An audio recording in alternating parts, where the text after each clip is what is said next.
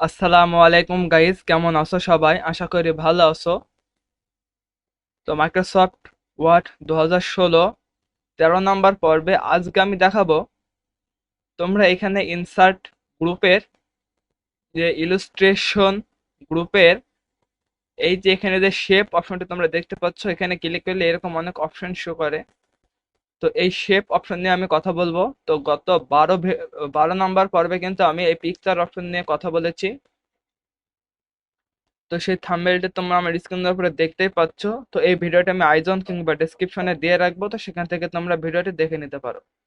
তো আজকে 13 নম্বর পর্বে আজ আমি শেপ নিয়ে কথা বলবো। তো ভিডিওটি শুরু করার আগে বলে রাখি, যদি ভিডিওটি ভালো লাগে তাহলে অবশ্যই একটি লাইক করে দেবে এবং আমাদের চ্যানেলে নতুন হয়ে থাকলে অবশ্যই চ্যানেলটি সাবস্ক্রাইব করে বেল আইকনটি অন করে দেবে। তো চলো আর কথা না বাড়িয়ে ভিডিওটি শুরু করা যাক।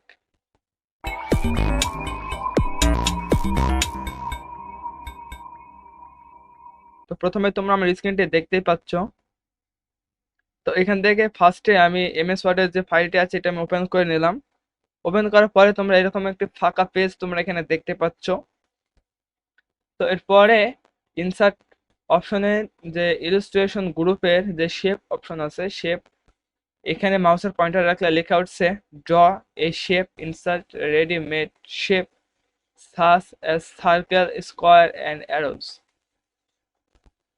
তো আমি যদি এখানে ক্লিক করি তাহলে এখানে অনেকগুলি চিহ্ন কিন্তু আমার সামনে শো করছে। তো এখান থেকে ফার্স্টে যে চিহ্নটি আছে এটা যদি আমি সিলেক্ট করার পরে কিন্তু আমার মাউসের পয়েন্টারটি দেখছো প্লাস চিহ্নের মতো হয়ে গেছে। তো এখান থেকে তোমাদের মাউসের পয়েন্টারটি ক্লিক করে ধরে প্রেস করে টান দিলে কিন্তু তোমরা এই যে আমি কিন্তু বক্স সিলেক্ট করেছিলাম এখান থেকে, এই যে ফার্স্টে তোমরা একটু বক্স দেখতে পাচ্ছ, কিন্তু আমি বক্স সিলেক্ট করেছিলাম, তো বক্স কিন্তু আমি পেয়ে গেছি।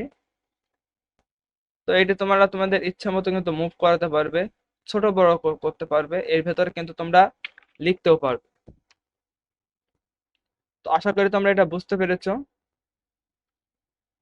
তো আমি আরো শেপ নিয়ে তোমাদের দেখাবো।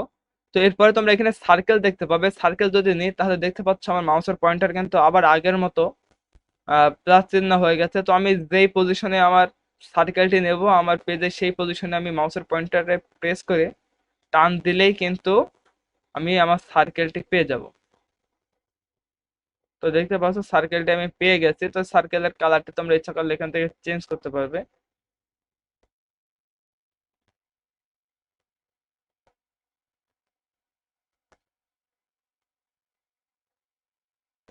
তো দেখতে পাচ্ছ তোমরা এখানে সার্কেলটি দেখতে পাচ্ছ।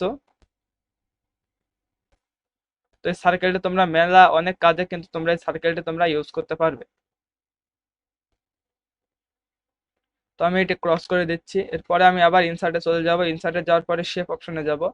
শেপ অপশনে যাওয়ার পরে কিন্তু তোমরা এখানে আরো অনেক অপশন তোমরা এখানে দেখতে পাবে। তো যেমন দেখো এখানে কিন্তু অ্যারো চিহ্ন দেখা যাচ্ছে। তো অ্যারো চিহ্ন সিলেক্ট করার পরে যদি আমি এইভাবে নিই তাহলে দেখতে পাচ্ছ এখানে অ্যারো চিহ্ন দেখাচ্ছে। তো এগুলো তোমরা এখানে যে এই যে অ্যারো চিহ্ন যে দাগগুলি আছে এগুলো কিন্তু তোমরা বড় ছোট বড় করতে পারবে, অথবা তোমরা এখান থেকে কিন্তু এইভাবে যে কোনো দিকে তোমরা অ্যারো চিহ্নটি তোমাদের ইচ্ছে মতো মাউসের পয়েন্টারটি মাউস ইউজ করে কিন্তু তোমরা এটি ব্যবহার করতে পারবে।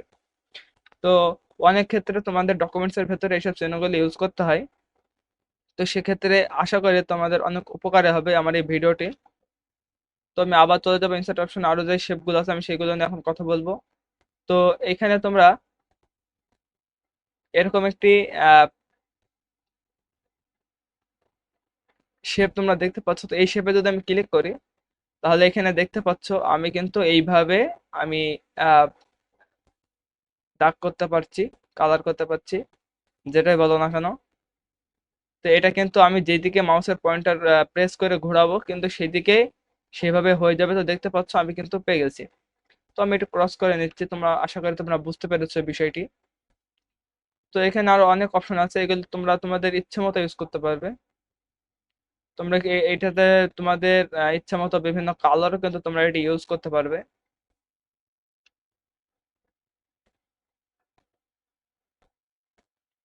তো নিচের দিকে তোমরা আরো অনেক ধরনের শেপ কিন্তু তোমরা এখানে দেখতে পাবে। তো যেমন দেখো এখানে তোমরা এই ধরনের শেপ গুলাও দেখতে পাবে। এগুলো কিন্তু অনেক কাজে আসে তোমাদের ডকুমেন্টসে, বিভিন্ন গ্রাফিক্স তৈরির ক্ষেত্রে কিন্তু অনেক কাজে আসে। তো আরো শেপ আছে, তোমরা এখানে গেলে তোমরা তোমাদের ইচ্ছা মতো কিন্তু এগুলো তোমরা ইউজ করতে পারবে। তো যেমন দেখো এখানে কিন্তু তোমরা এই এই যে এই শেপগুলি আছে, এই শেপগুলি কিন্তু ডকুমেন্টস এর ভেতরে অনেক ক্ষেত্রে কিন্তু ইউজ করা হয়। তো তোমরা এগুলো তোমাদের ইচ্ছা মতো কিন্তু ইউজ করতে পারবে। তো আশা করি তোমরা বুঝতে পেরেছো তোমরা কিভাবে এই শেপ অপশন নিয়ে কাজ করবে।